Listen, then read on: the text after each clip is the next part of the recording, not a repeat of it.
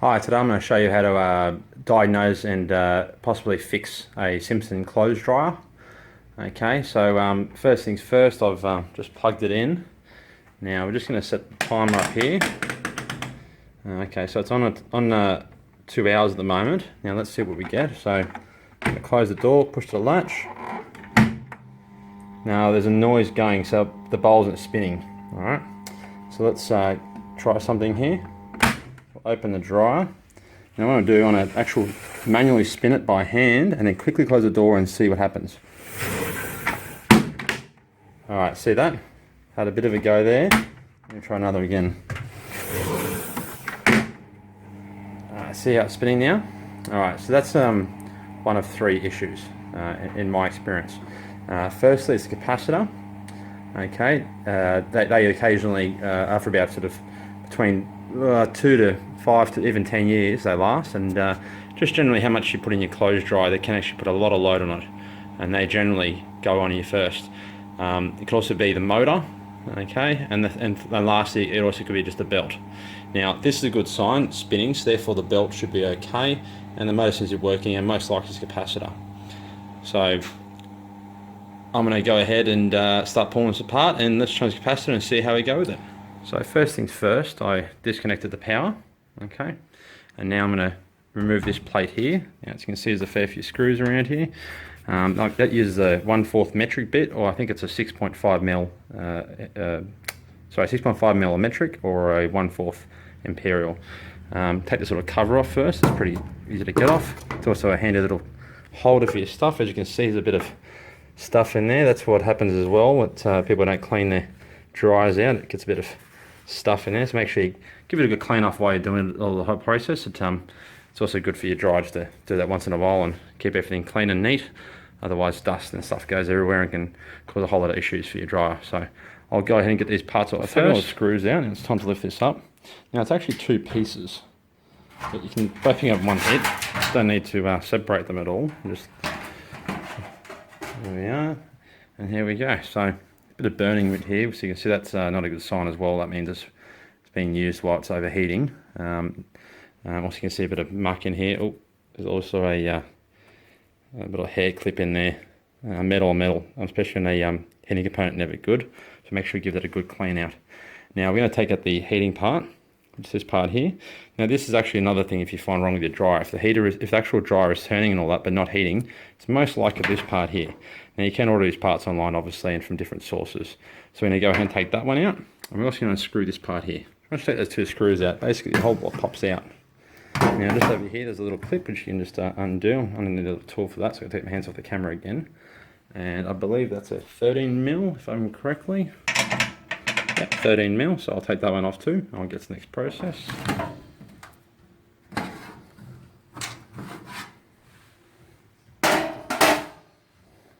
So just undone that one there. The nut, make sure you keep the nut with all the bits and pieces.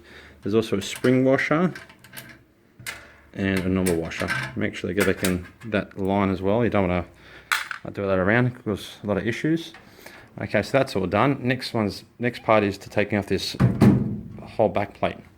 So there's a whole heap of little screws around here again, on all the sides, and one Phillips head screw which I'll take out. So I'll do that now. Right, so all the screws have been removed now from all around the sides, and that's a Phillips head screw. So now comes the little fun part of trying to jimmy it all out. So just sort of come straight up a bit. Yeah, and then this power lead just slides off that back panel. Always be careful. I should have wore gloves because these actually can be quite sharp. I've cut myself that many times on them. Now if you just see when I'm sliding this out too, just under there, that's actually where the air filters out. So it's sort of a bit sort of stuck on there. So you slide that all out. And there we go. And that is all out of there.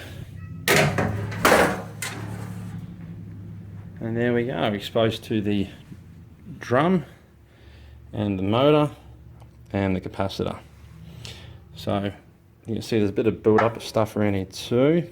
Needs a bit of a clean out. I'm going to give that all a good clean out. And there's the capacitor, which I think's got the problem.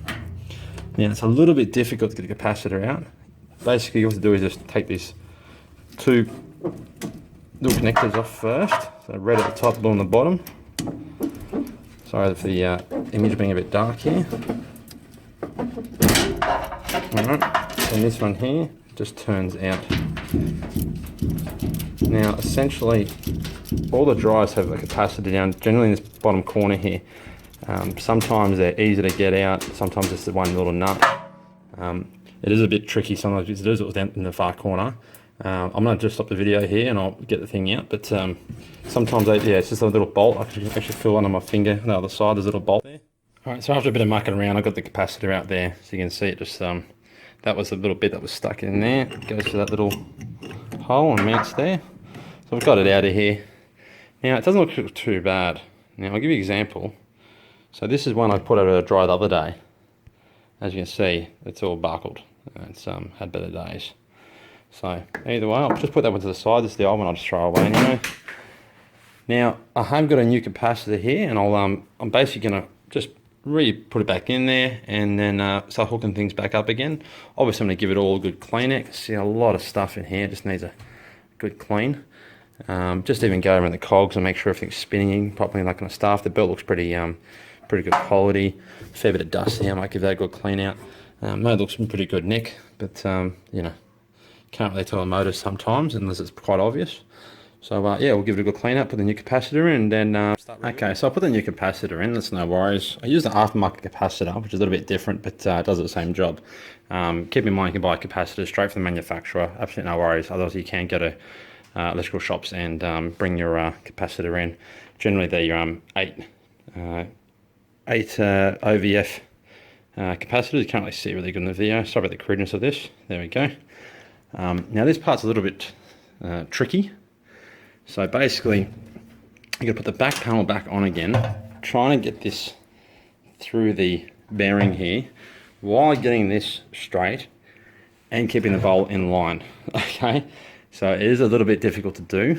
I usually just put I put it on at the back here, put only a couple bolts in, go in the front of the wash machine, dryer, sorry, and play with it, which I'll show you in 1 second. Alright, so I put the back plate on. I've only put just 3 or 4 screws in it, just to sort of keep it on. You see there's a few missing. Obviously I made sure I slid that back in before I put it down. So that's aligned. I only done lightly on this one here. So what I'm going to do is turn the whole dryer around. Okay.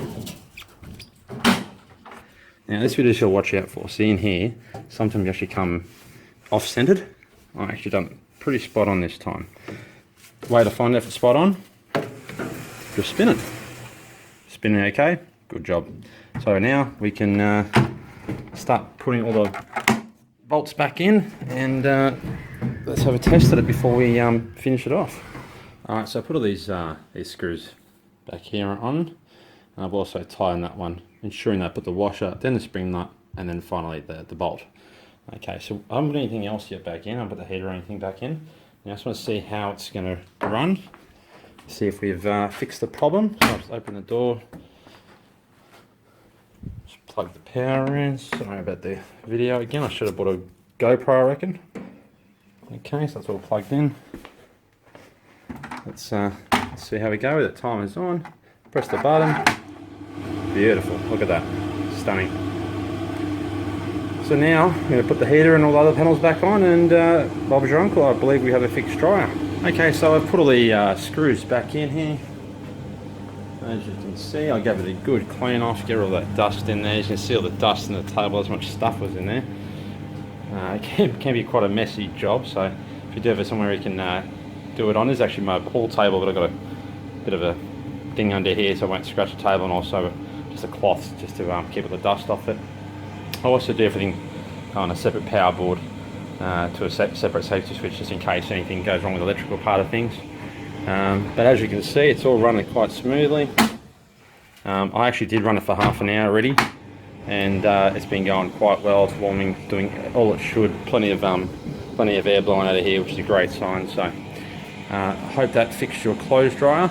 Now there are, like I said, there is a whole range of issues and problems with them. You can go from the timer, it can be the motor, the belt, the capacitor, it could be something else. This is generally what I find with these dryers. If you have that problem with the bowl, if you start spinning the bowl and close the lid and it keeps going, that's generally capacitor. Well, in 95% of my experience anyway. So good luck with your clothes dryer. If you like the video, by all means, just give us a like, and if you have any comments, please feel free to leave them. I'll just keep you advised as well. I'm not a technician, although I have been around these things for quite a while, and you sort of get to learn things over time, and you know, get to know the ins and outs of how to fix a lot of these appliances, especially over simple, trivial things like a $5 capacitor.